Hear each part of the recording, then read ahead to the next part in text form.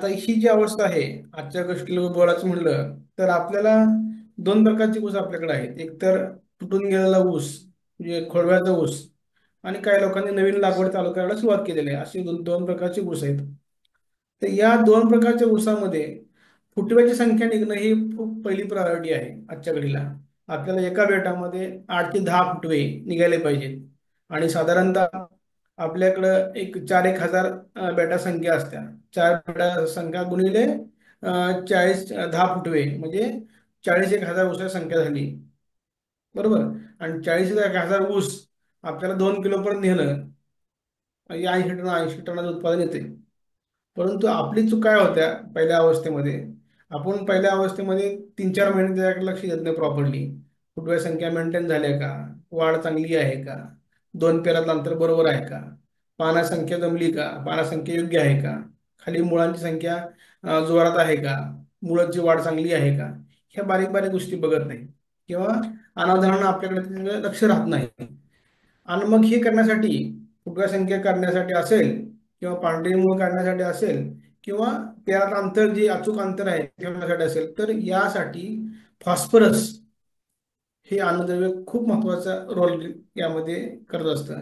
त्यामुळं फॉस्फरस युक्त खतं ड्रीपनं देणं यावेळेला खूप गरजेचं आहे. त्यामध्ये 13-40-13 असेल, 12-0 असेल किंवा 0-52 असेल, या तिन्हीपैकी एखाद खत आपल्या मार्केटला जे अवेलेबल असेल ते एकरी 3 किलो दर 8 दिवसाला आपल्याला ड्रिपच्या माध्यमातून हे गेलं पाहिजे. बरोबर.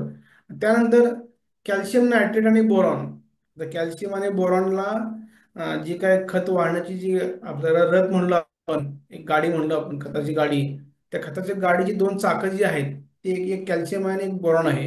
ह्या दोन चाकांमुळं कुठले बी खत आपल्याला मुळापासून ते शेंड्यापर्यंत वाहायचं जे काम करतात ते कॅल्शियम बोरॉन करत असतं.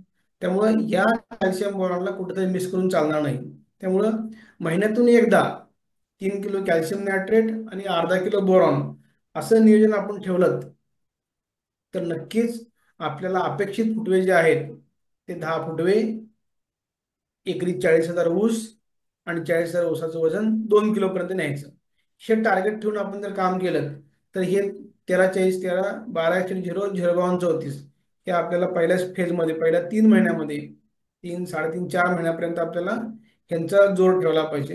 आणि त्यानंतर मग तुम्हाला पुढचं जी खतं आहेत त्याचे मी आमचे संपर्क साधा, आमची टीम तुम्हाला त्याबद्दल गाईड करेल.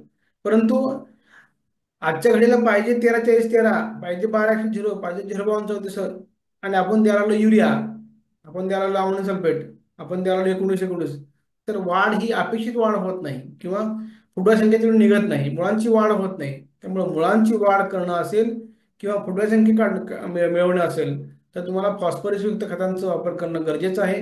ती तुम्हाला या पहिल्या 4 महिन्यामध्ये द्यावं लागतील. धन्यवाद.